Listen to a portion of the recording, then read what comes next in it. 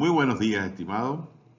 Hoy, 5 de junio de 2025, Día Mundial del Ambiente, hablaremos del potencial minero y desarrollo sostenible en el municipio cedeño, Estado Bolívar, sobre las buenas prácticas ambientales como un instrumento para orientar la gestión de las buenas prácticas mineras. ¿Quién les habla? Noel Marillo Pardo, Academia Nacional de la Ingeniería y el Hábitat, miembro correspondiente por el Estado Bolívar, Venezuela, y la Sociedad Venezolana de Historias de las Geociencias. Antes de continuar, una declaración. Se han utilizado numerosos recursos multimedios como imágenes, fotos, dibujos, videos, escritos, documentos e infografías con el objeto de ilustrar y apoyar esta presentación. Estos recursos han sido tomados de la web sin menoscabos de los derechos de sus autores y serán utilizados estrictamente para la enseñanza y la divulgación del conocimiento, sin que el presentador reciba retribución económica por ello.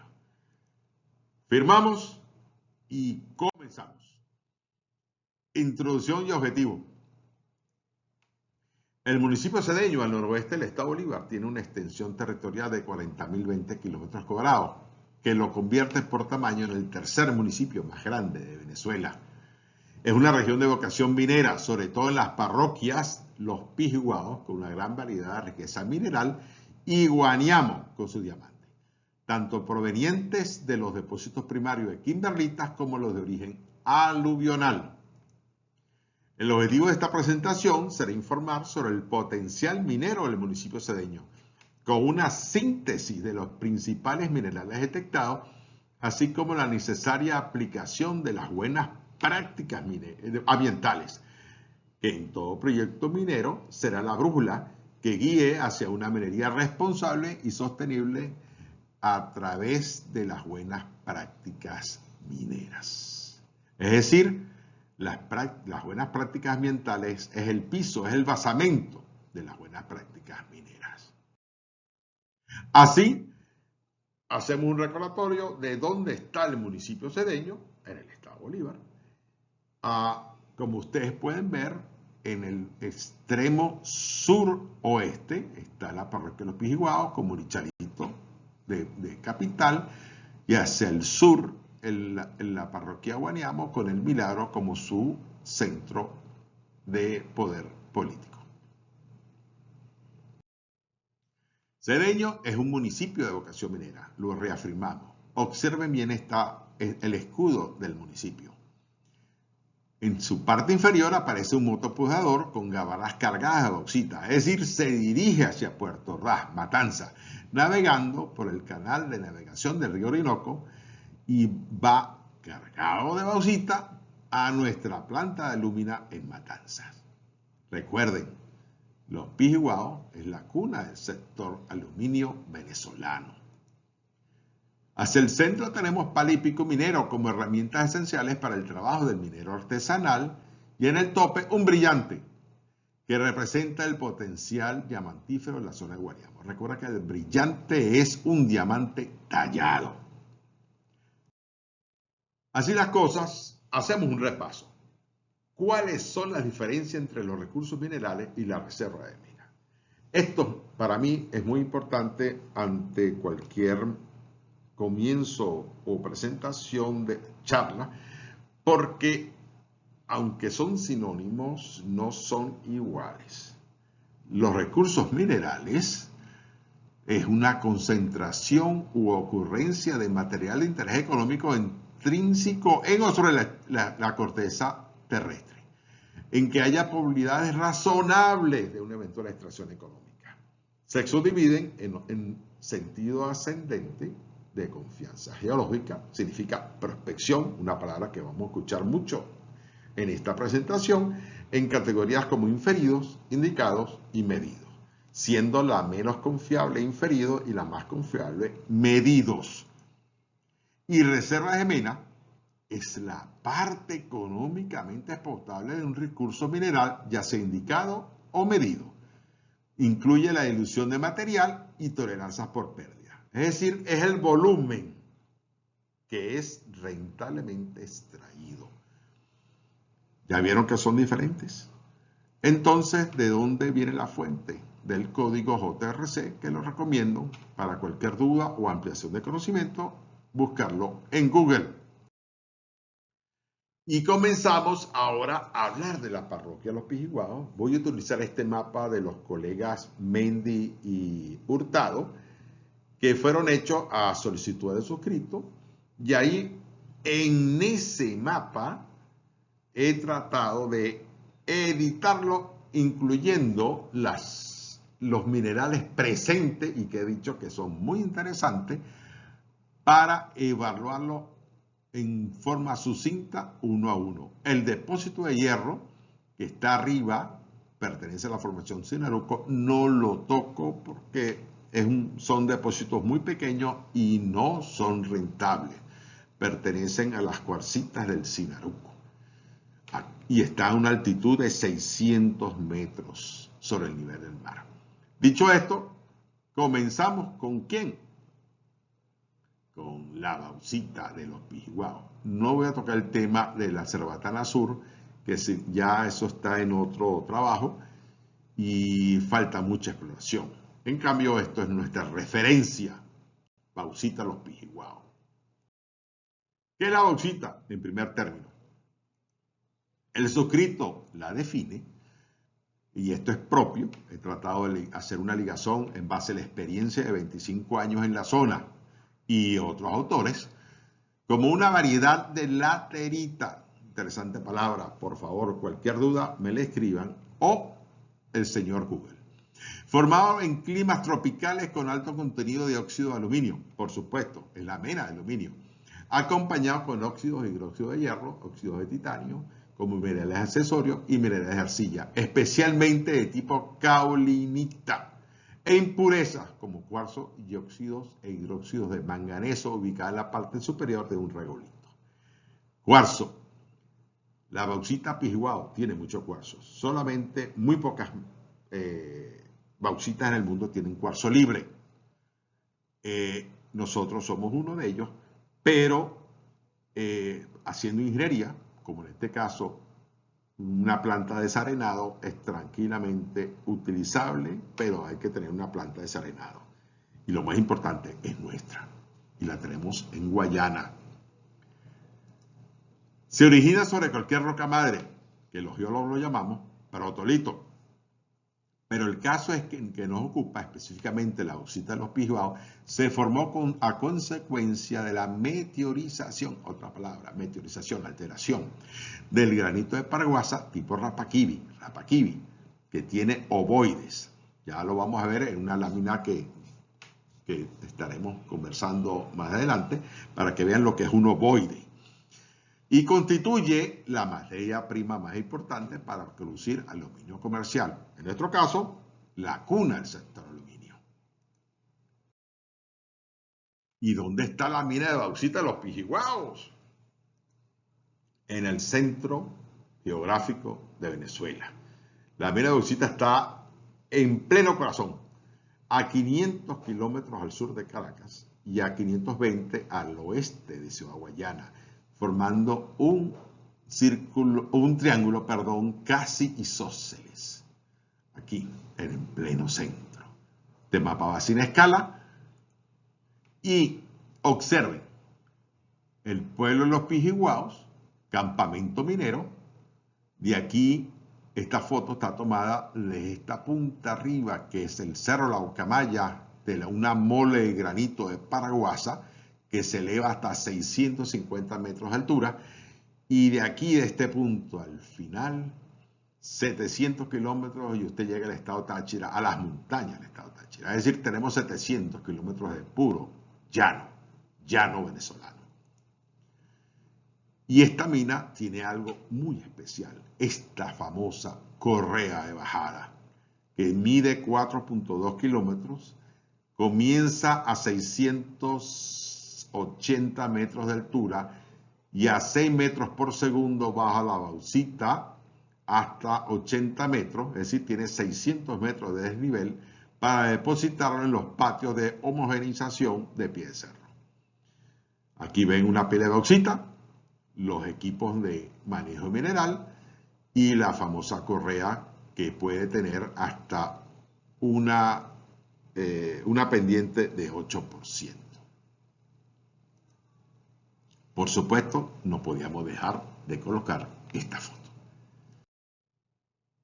Ahora bien, les voy a enseñar dos muestras de la bauxita guayanesa, con diferente composición, coloración y yo agregaría usos.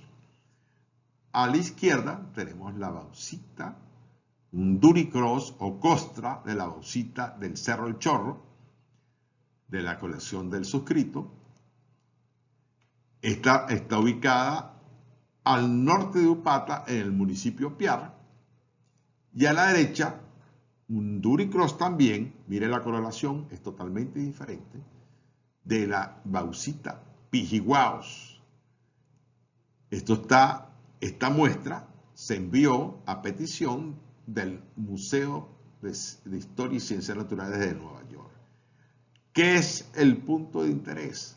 Que la bauxita del Cerro El Chorro, así como el Cerro La Carata y otros cerros cercanos, tiene una composición de alúmina total hasta de 60%. Oye, qué bueno. No, no es bueno, porque tiene alto contenido de bohemita.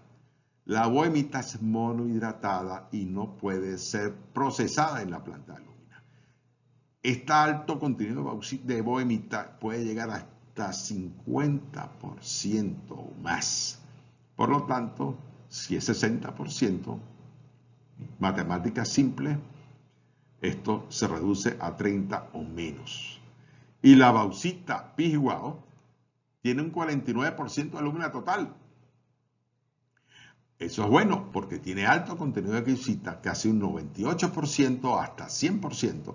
Y entonces todo este porcentaje de alúmina es utilizable para el proceso Bayer de la planta de alúmina de Matanza. Y como los biólogos nos gusta identificar, denominar y ubicar adecuadamente los depósitos de bauxita de la región guayana, el suscrito diseñó este mapa que involucra al famoso cuadrilátero de recursos de bauxita del municipio cedeño. ¿Por qué digo yo famoso? Porque tiene nada menos que 1.8 gigatoneladas de recursos inferidos. Es un potencial que espera por una mano inversora para producir adecuadamente, con principios de buenas prácticas mineras, esta zona. 1.8 gigatoneladas son 1.800 millones de toneladas. Esto es una barbaridad en cuanto a depósitos que nos ubica inferidos en la tercera posición mundial. Está durmiendo, esperando mejores oportunidades. Y esta línea punteada, ¿qué significa? Significa que a la izquierda del gráfico o hacia el oeste tenemos una zona de gran potencial de recursos mineros de bauxita. Aquí está Caicara, todo esto, el estado Amazonas, todo este cuadrilátero es una inmensidad de depósito esperando, como dije, mejores momentos. Ya a la derecha o hacia el este, el bajo potencial que se identifica como el Palmar, que fue muy resonado hace un tiempo atrás. Hay un escrito del suscrito que pueden conseguir en Google. También un video en YouTube. Upata, El Chorro, Carata y otros más. Dese cuenta el tamaño porque es muy pequeño. 1.2 millones detectado en 1953 por el profesor Candiales y otros. Perfecti, López. Ellos detectaron esto ya en los primeros años de la década del 50 del siglo pasado. Hay otro en Gran Sabana, muy pequeño, Huaycas, en el centro, muy inaccesible y con mucho contenido de hierro, sobrepasa lo requerido, y Nuria, pequeño. Entonces, gran potencial a la izquierda o hacia el oeste, bajo potencial a la derecha o hacia el este. En este enlace podrán ustedes acceder a mi cuenta de YouTube y podrán ver una explicación mucho más amplia y detallada de todos estos depósitos con sus calidades y tonelaje. Seguimos con el mapita o el mapa, sin despreciarlo, de Mendy y Hurtado. En este caso vamos a hablar ahora de el área meteorogenética El Burro Aguamena, con Casiterita, Coltan y Tierras Raras. Esto es el acrónimo en inglés de Rare Earth Elements o Tierras Raras. Aquí, en El Burro, vamos a hablar sobre ese caso para destapar o avivar intereses en esa zona. Antes que nada, me gustaría hablar de las pegmatitas, otra palabra interesantísimo para que sea buscado en Google. Pegmatitas son intrusiones en la última parte de la cristalización del granito, cargado de muchos elementos llamativos como coltan y tierras raras.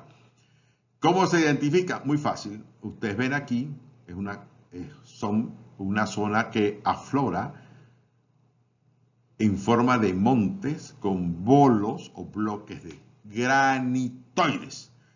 Estos elementos curvos identifican a zonas meteorizadas a caulinitas que inicialmente fueron feldespatos, y estos bolos o bloques son granitoides, no paraguasa, granitoides, no son ovoides, son equigranulares grandes. Entonces, en cambio, muy cerca está el paraguasa, aquí lo ven, tipo Rapakivi. ¿Y cómo lo sabemos? De un golpe de la roca o córtela en campo y verá que su forma, su textura es diferente. Eso nos encargamos los geólogos de hacer esos análisis, en campo inclusive.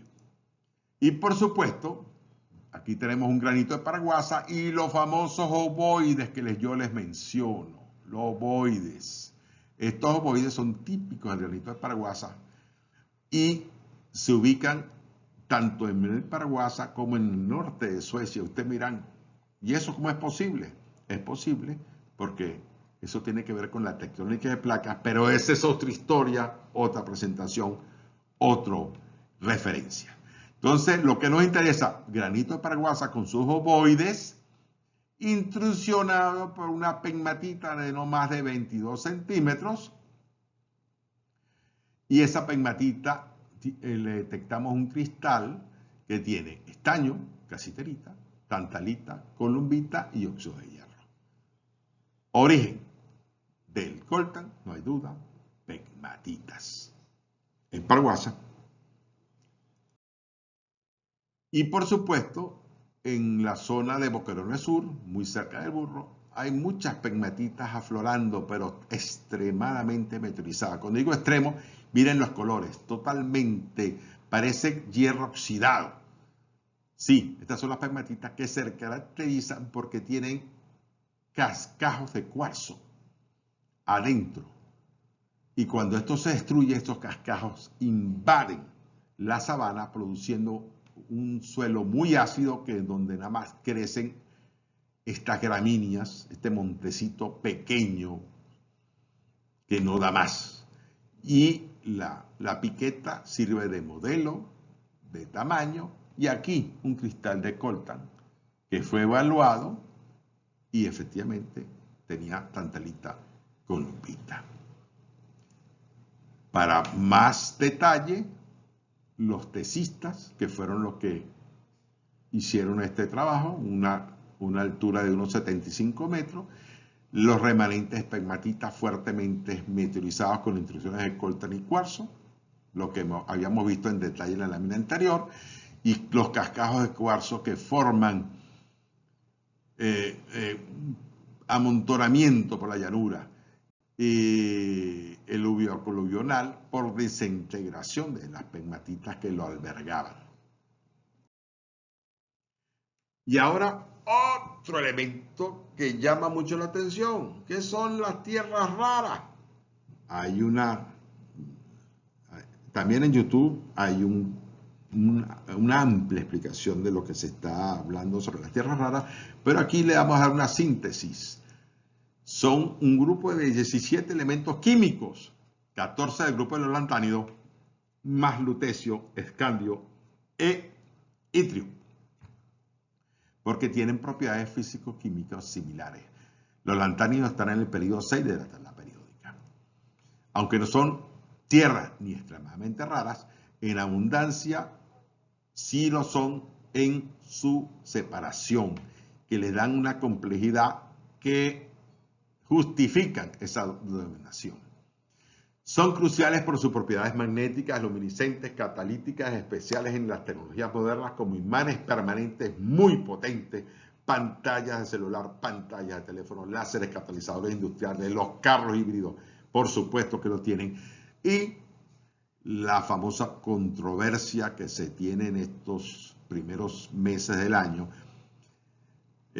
con las famosas asignaciones, impuestos y esa pelea que se mantiene porque son esenciales en los sistemas de defensa y dispositivos de visión nocturna y sistemas teleguiados de misiles. Así las cosas, tenemos estos nombres. Los nombres son muy particulares: escandio, itrio, lantano, cerio, proseudimio y etcétera. Por favor, si quieren interés, busquen a Google otra vez y verán la historia de cada uno de ellos. Tienen su propia historia. La primera evidencia fue a finales del siglo XVIII, el desarrollo para obtenerlo fue en el siglo XIX y el desarrollo como tecnología fue ya a finales del siglo XX y por supuesto el XXI. Les recomiendo que lo lean para que vean qué interesante esa historia de descubrimientos de elementos químicos. Por supuesto, no podíamos traer una lámina que enseñase, mostrase, dejara evidencia de para qué sirven. Por ejemplo, voy a tomar las turbinas eólicas. Las turbinas eólicas esenciales para la transición energética: disprosio, neodimio, praseodimio, terbio. Sin esas tierras raras no puede haber tecnología. Las lámparas LED, por ejemplo, terbio, europio, itrio. La fibra óptica, y los carros híbridos y las pantallas. Tanto es así que la National Geographic ya en marzo del 2022 le había dedicado una portada y un artículo extenso. Si está en sus posibilidades, se los recomiendo para lectura. Si no, de nuevo, una propaganda. Les recomiendo mi canal YouTube, que hablo sobre esos elementos como tierras raras. Y lo que yo llamaría una caricatura geominera. A finales del siglo XIX era la fiebre del oro. El Yukón, Australia, el Callao en Venezuela, y la gente buscaba oro. ¡Oro! Este es el famoso garimpeiro con su pan, su sartén, su batea para detectar oro. Y hoy día son las tierras raras. El mismo hombrecito, diferente atuendo, pero siempre en la búsqueda, que no es fácil, pero para eso está la prospección, en este caso, tierras raras. Y la pregunta muy clara: ¿dónde hay tierras raras en Venezuela? Por supuesto, precámbrico, en la Guayana venezolana hay que prospectar. ¿Por qué hay que prospectar? Porque siempre hay sorpresa. Cada vez que me toca caminar por sitios no conocidos de Guayana, hay una sorpresa. Y estos son algunos ejemplos.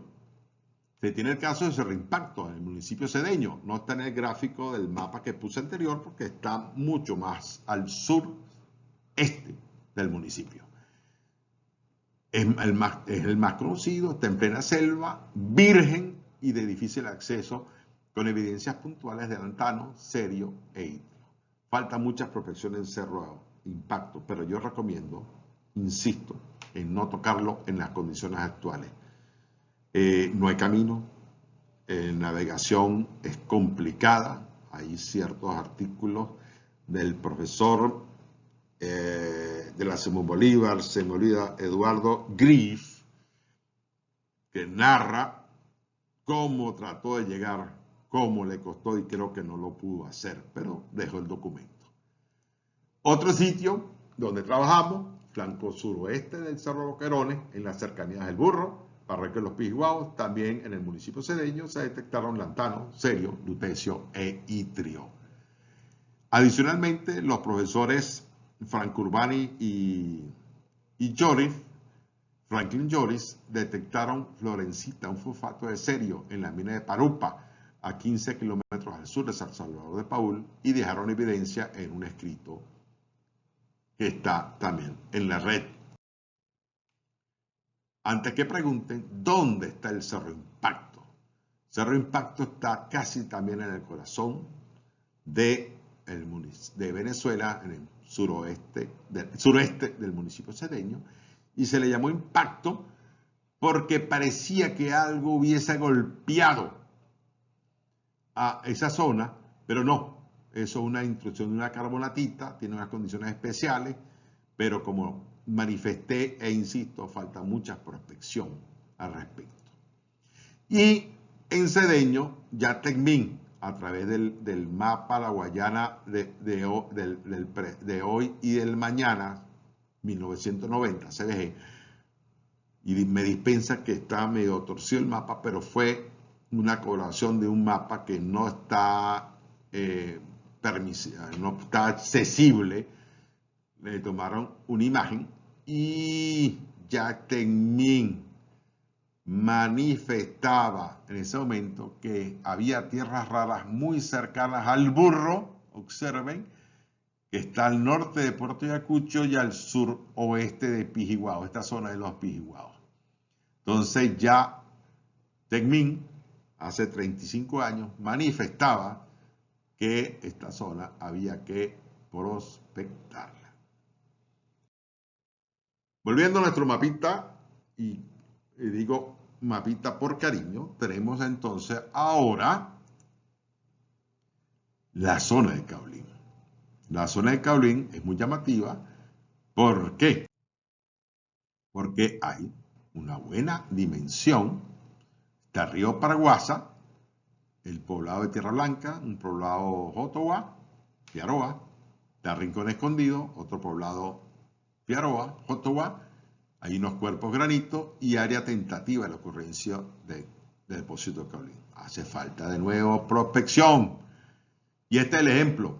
Tenemos aquí en Rincón Escondido, 2011, una laterita superior que protege la parte del caulín inferior. Miren, observen la blancura y este es el detalle. Observen este detalle. De una muestra de mi colección del 2004. Es una muestra de mano. Aquí está la escala. Y esa muestra se le hicieron los análisis. Y si bien es cierto, no es el tope de la línea, sí puede ser usado industrialmente para muchos de los usos del caulín en la parte industrial. Entonces, ahí espera pacientemente otros mejores momentos. Otra vez el mapa, y esta vez vamos a hablar sobre las rocas ornamentales. Perdón. También en la zona de Paraguasa. Este es el río Paraguasa. Estas zonas ornamentales son muy particulares. Por ejemplo, tenemos aquí tanto particulares y pueden ser usadas como áridos y otros hallazgos adicionales. Por ejemplo, miren los colores. En un radio de 4 kilómetros podemos encontrar granito rosado tipo Garzón, tenemos granito rosado tipo Rochelle, los nombres los dieron los estudiantes y se les mantuvo. Los verdes diamantes, producto de una charnoquita, y vamos a explicar qué es eso. Granito amarillo ojo de agua, granito amarillo oro, y todo esto, como dije, en un radio muy pequeño, con mucho potencial, con muchos metros cúbicos esperando ser prospectado. Aquí tenemos una visión de los cortes ya pulidos. Aquí no, aquí es en bruto. Esta es una charloquita verde de parguasa. Miren este rosado, miren este gris, estos blancos, muy interesantes. Y esta es el hallazgo de una roca metamórfica, charnoquita cienítica con fayalita. Lo interesante, aparte del nombre, todo complicado, es que es un verde turquesa único en Venezuela. Muy llamativo, con muy buen potencial y con muy buen afloramiento con recursos inferidos. Muy interesante. Realmente es un excelente hallazgo. Así las cosas, siempre suceden cosas nuevas. Por ejemplo, la ocurrencia de topacios. Los topacios se reportan, y esta es su fórmula química, interesante, la fluorita, de diferentes colores en la cercanía de los Pisguados y por primera vez en Guayana. Es clasificado en geomología como una piedra semi-preciosa. Tiene una densidad de 3.5 a 3.6, una dureza de 8, de acuerdo a la escala de Mohs, es más, de una dureza superior al cuarzo, pero debe tratarse con cuidado al trabajarlos, al tallarlos, porque hay debilidad en ciertos enlaces atómicos que pueden hacer perder el trabajo. El topacio incoloro tiene poca demanda, es económico, aunque el topacio azul es el más valioso del mercado, con un valor de entre 2 y 3 dólares el quilate. Oh, esto no es diamante, esto es un topacio, pero llama la atención. En muchas de las muestras recolectadas por los mineros artesanales y que me fueron entregadas, se observa transporte de su redondeado a redondeado y una esfericidad todavía no completa, de acuerdo a la clasificación de Power 1982, con marcas de estalladura por colisión. Eso nos indica que hay un transporte. Edad no lo sabemos todavía, pero es interesante. Y mire una muestra teniendo el tamaño de la palma de la mano como escala gráfica, con colores en este caso verde, este es de color azul y este es un cristal translúcido, pero miren el tamaño de este cristal encontrado en sitio. Muy interesante. Ya, como dijimos, translúcido tiene, aunque tiene gran tamaño, tiene menos valor. El translúcido, el azul, mucho más cotizado. Y miren el resultado de un tallador en Colombia. Este resultado es una belleza y está allí esperando que con buenas prácticas mineras pueda ser extraído para beneficio de Venezuela. Y ahora pasamos de la parroquia de Pijiguao a la parroquia de Guaniamo. En la zona de Guaniamo se producen 3 tipos de diamantes: talla, industrial y bol. Estos dos últimos son para uso industrial, productos abrasivos, mechas para perforación de pozos de petróleo, bisturíes médicos y otras aplicaciones de corte. Los mineros artesanales utilizan técnicas rudimentales como bateas, bombas de aguas que causan un alto impacto ambiental por deforestación y aporte de cemento a los cauces. También existen condiciones laborales muy precarias e incluso trabajo infantil. Se ha observado jóvenes, no niños, jóvenes, pero menores. Y hay presencia de prostitución, así como aumento de enfermedades endémicas y de transmisión sexual como el paludismo y el VIH.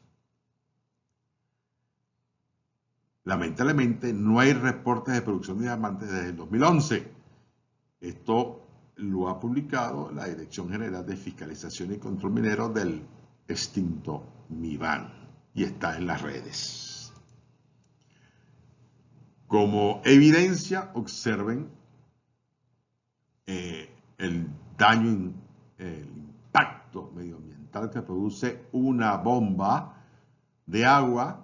Estos son los túneles que hacen los mineros artesanales para detectar lo que ellos llaman la roca verde. Vamos a ver lo que es la roca verde. Y si el hombre de la pistola está apuntando hacia este lado, significa que allí puede haber presencia en esta sección laterítica, es decir, meteorizada de esa roca verde que ya vamos a ver.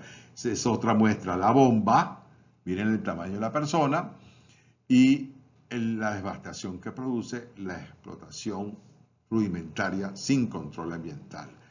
Aquí un grupo numeroso tomando muestras para ver si en este cauce hay vestigios o ocurrencia de diamantes.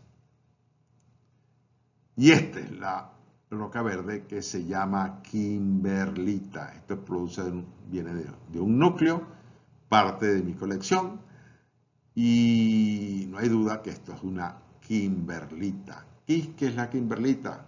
Otra tarea para Google. Es la roca madre de los diamantes. Y en Venezuela existe. Ahí está presente. Otro repaso. Etapas de un proyecto minero exitoso antes de entrar en la parte ambiental. ¿Por qué insisto en esto? Porque si no se cumplen los pasos, todo proyecto minero está condenado al fracaso o a la destrucción ambiental. Por eso se insiste en que debe haber una prospección, una exploración, una evaluación del proyecto, desarrollo y construcción, producción o explotación y cierre. Usted no puede saltar de la prospección al desarrollo o de la exploración a la producción. Tiene que evaluarlo con los resultados de estas dos etapas y desarrollar técnicamente y la construcción. Para luego el cierre, sí. Desde el principio se planifica el cierre de mina. Esto es importante porque transformar un depósito mineral en una mina no es una tarea fácil. Es una inversión de riesgo a largo plazo y requiere de capital, tiempo, exactitud, rigurosidad, esfuerzo multidisciplinario y agregaría paciencia.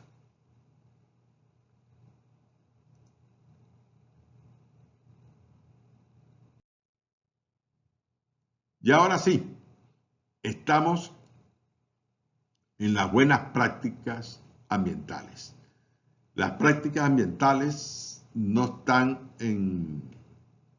peleados con la parte de como dice el libro de Mario Licena, compatibilidad entre las técnicas de aprovechamiento minero y el entorno ambiental en Bauxilón Pijihuao.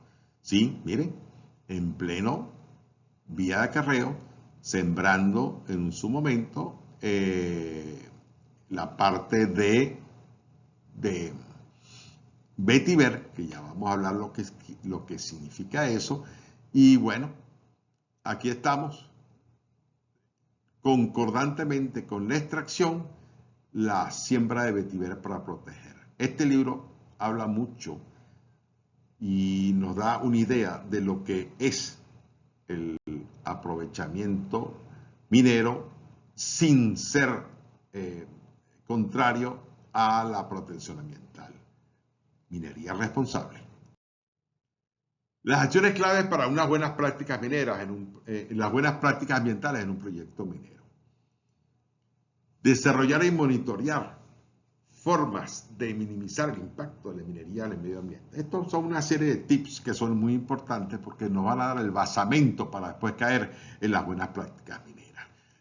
Desarrollar e implementar planes de gestión en la mina y estándares de desempeño ambiental de la empresa.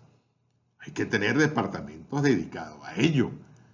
Recolectar muestras, eso es permanente. Realizar análisis en laboratorio, detectar contaminantes, identificar sus fuentes, evaluar sus efectos.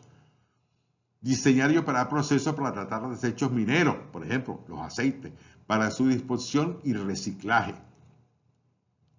Rehabilitar tierra, agua, aire afectados por la minería. Eso le vamos a dedicar unas láminas un poco más adelante. Investigar y desarrollar nuevas tecnologías para minimizar el impacto ambiental en los proyectos mineros y trabajar en la planificación de todo lo que tiene que ver con la mitigación de la extracción minera. Esto nos lleva a nosotros a una gestión ambiental integral. Esto es importante, muy importante. Ese sistema integral primero tiene que ser con las aguas. No es solo sacar minerales, hay que manejar la calidad de las aguas. ¿Por qué? Porque están los trabajadores, es parte de la responsabilidad que tiene el gestor minero con sus trabajadores y sus comunidades. El saneamiento ambiental, por supuesto, si hay una comunidad humana, genera aguas servidas, ya sea a nivel industrial o a nivel de campamento. Entonces, uno recomienda laguna de oxidación para donde está el campamento de una mina. ¿Por qué? Porque tiene menos requerimientos y plantas de tratamiento con filtración en las áreas industriales. ¿Por qué? Hay producción de otros elementos que deben ser filtrados antes de incorporarse a la cuenca. Las estaciones hidroclimatológicas con pluviómetro y limnígrafo. ¿Por qué? Porque debe haber control, información y, por supuesto, el plan maestro para la rehabilitación, que esto sí le vamos a dedicar una parte importante en las próximas láminas. ¿Por qué? Porque hay que mitigar el impacto ambiental generado por la actividad extractiva. Toda actividad extractiva genera impacto, pero se puede minimizar. Esta es parte de la actividad. Entonces, ahora voy a hablar de la parte de mi gorra, mi experiencia. Plan maestro para la rehabilitación, que es solamente una partecita muy pequeña de la gestión integral ambiental. Por ejemplo, el programa de monitoreo para la recuperación ambiental de las áreas intervenidas, recuperación, apilamiento y protección de la capa vegetal con gramíneas y flora rastrera propia de la selva para evitar pérdidas por erosión, porque en la mina, en este caso, como es mi experiencia en los Piguaos, puede llover entre 3.000 y 3.200 milímetros de agua al año. Como ejemplo, Caracas recibe 800 a 900, Puerto Ordaz está en el mismo orden. Eso significa agua 3 veces más. Y hay que estar preparado para evitar que esos grandes tormentas y lluvias se lleven la capa vegetal, que es apenas de 20 a 25 centímetros. Hay que protegerla. Luego hay un programa de construcción de canales perimetrales, lagunas de cementación y control de escorrentía, porque toda esa agua viene y hay que encauzarla para que lleguen a unas lagunas de cementación, depositen los sedimentos y el rebose pase a los cauces sin, o por lo menos minimizado, los sedimentos. Por ello se construyen las lagunas de sedimentación que están en ese libro que yo les mencioné. Están allí con mucho lujo de detalles y dio resultado. Y luego la protección de taludes y corrección de torrentes a través de el programa de la gramínea vetiver. Ahí está su nombre científico. Inmediatamente pasamos al resultado, no plan, resultados tangibles, evidentes. Por ejemplo, la tipología de la gramínea vetiver, miren las raíces que tiene, pueden llegar a 3, 4 metros, se sujetan a taludes y zonas de las barreras del dique. Por ejemplo, esta jovencita, miren el tamaño que tiene la gramínea vetiver, y significa que hacia abajo tienen la misma tipo de raíz. Por ejemplo, aquí con el sapito pueden verlo. Y lo importante, no son especies invasoras, no invaden. El hombre tiene que sembrarlas, no se reproducen, son asexuales. Eso es muy, muy importante para el trabajo que sigue en las próximas láminas. Por ejemplo, observen, teníamos un talud. El talud, cada vez que llovía, aportaba sedimentos, rocas. Esto es hacia la aducción de agua de la mina de Bauxito de los Piguaos. Esto era horrible. Había peligro al bajar, aunque era una vía de concreto, había peligro porque la arena hacía que los vehículos, aunque tengan doble tracción, resbalacen. Y en el octubre de 2003 empezamos a protegerlo. ¿Con qué? Con vetiver. En junio de 2004 ya teníamos esta forma. Ya no teníamos aporte de rocas ni de sedimentos. Y en la última visita, en el 2013, 10 años después, ya teníamos la vegetación primaria consolidada. El vetiver dio paso a la vegetación primaria y, por supuesto, en una gráfica de febrero del 2023 observamos esta misma zona que está totalmente recuperada en comparación a esta área que no se le hizo la cobertura por vetiver. Observen, sí da resultado, hay evidente, y yo he recomendado que se utilice vetiver en ciertos taludes de las cárcavas para evitar que siga avanzando y consolide los taludes de las cárcavas de San Félix y de Puerto Ordaz. Y el vetiver no solo sirve para ello, también sirve como integración ambiental con actividades de cestería y artesanía. Por ejemplo, en la comunidad de Las Piñas de la etnia Curripaco, muy cerca de los Pijiguao, observen, al vetiver hay que podarlo 2 veces al año. Ellos estaban acostumbrados a trabajar con tirita, que es una palma que crece en la selva, pero lamentablemente hubo una sobreexplotación, hubo escasez de tirita y en esa forma la aparición del vetiver contribuyó a que esta comunidad, Las Piñas, empezase a trabajar con cestería. Ya tenía la experiencia de la tirita. Ahora no la cortan, porque la cortaban, se está recuperando y con el uso del vetiver encontraron una forma para ocupar su tiempo e incluso generar importes económicos para la comunidad. Por supuesto, se hicieron ferias en su momento. Yo por aquí tengo en mi casa todavía un ángel que uso en Navidad, mi esposa, que es una belleza, hecho en vetiver. Y por supuesto, tenemos no es una jefa, pero sí es una líder de la comunidad que con la lectura del libro Vetiver contribuyó mucho para conocer. Incluso ellos hicieron unos cunuquitos atrás de la comunidad con siembra de vetiver para trabajar su cestería. Todavía la están haciendo en menor escala, pero lo siguen. Por supuesto, este preámbulo sirve para caer en las buenas prácticas mineras. ¿Qué son las buenas prácticas mineras? Son el conjunto de directrices, técnicas y principios que buscan asegurar que la actividad minera se realice de manera segura, eficiente, ética, responsable, sostenible, minimizando sus impactos negativos y maximizando sus beneficios. Aquí lo tenemos rápidamente. Prospección. Geólogos haciendo caminatas para verificar. Extracción con su pala hidráulica en los frentes y carga de gabarra. Usted mira, pero ¿por qué pone Pijiguao siempre? Bueno, fueron 25 años de trabajo exitoso, humildemente. Por supuesto, las buenas prácticas mineras tienen pilares. ¿Y cuáles son los pilares de las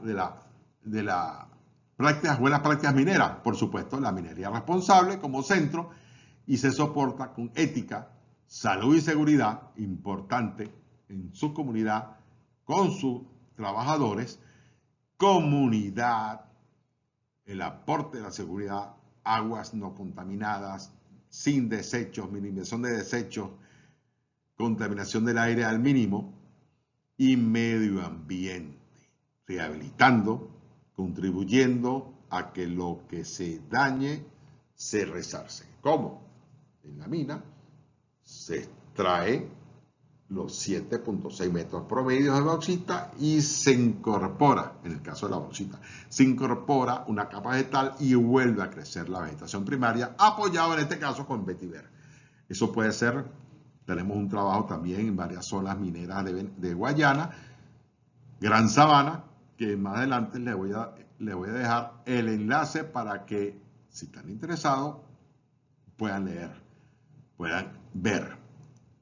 Por supuesto, en síntesis, las buenas prácticas mineras obligan a ser responsables con su entorno.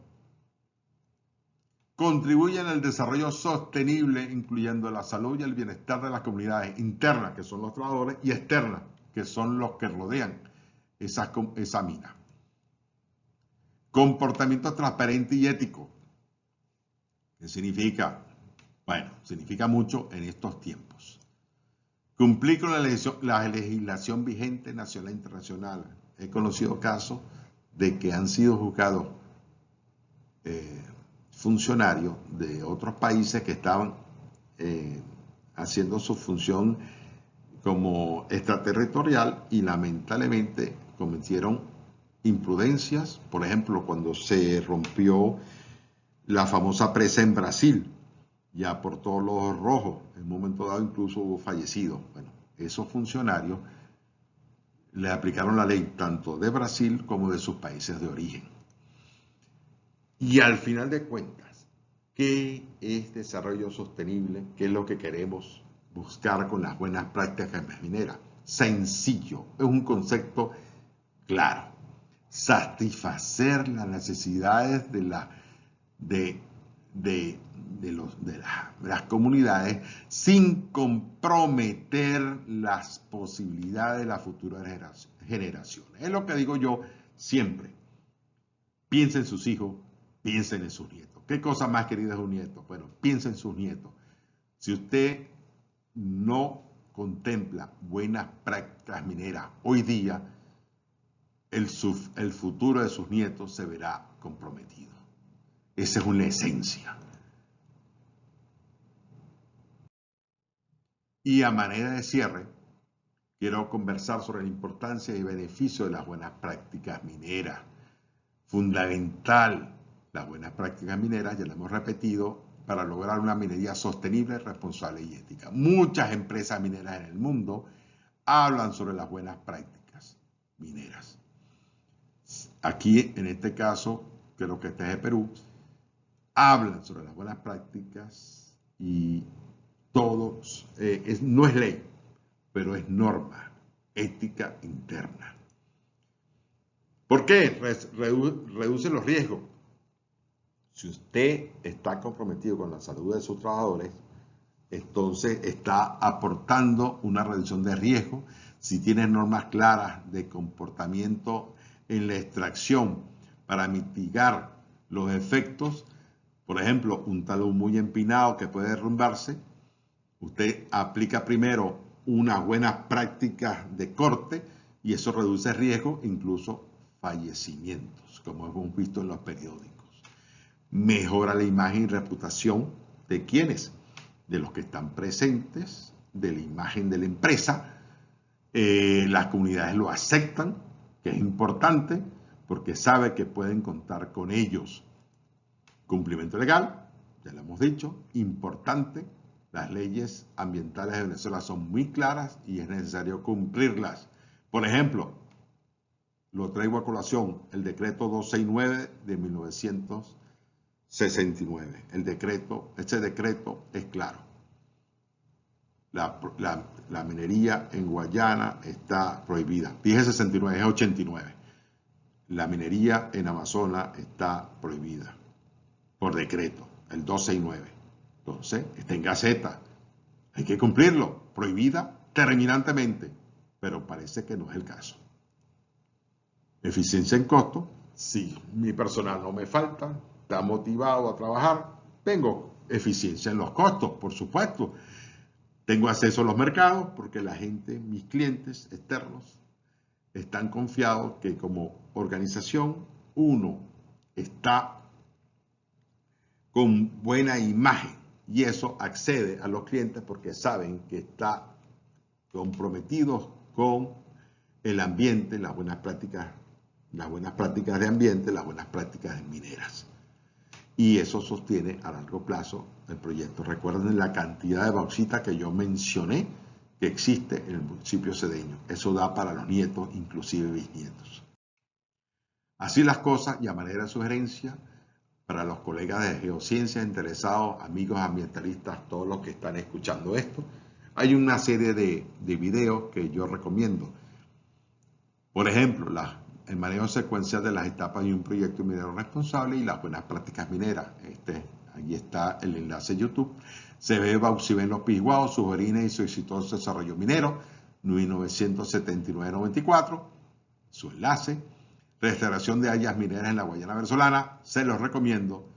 Aquí hablamos 3 personas conocedoras de la zona y aquí damos el ejemplo de lo que se hizo y se está haciendo.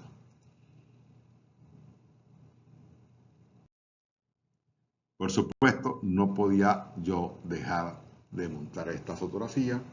Esta fotografía es la boca del Paraguasa desembocando, el río Paraguasa desembocando en el río Orinoco, un atardecer. Anécdota, estábamos pescando payara para la cena esa noche, habíamos terminado la jornada de esa fase y por supuesto el atardecer nos brindó un espectáculo maravilloso en una laja del granito de Paraguasa. Por supuesto, terminamos con el Día Mundial del Ambiente. Espero que haya sido de su interés y estoy a la orden. Muchas gracias por su atención. Mis coordenadas de contacto, tanto mi correo para toda la parte académica, tengo una cuenta en X, donde siempre estoy publicando, el suscrito haciendo la evaluación y como siempre, muchas gracias y repito, estoy a la orden.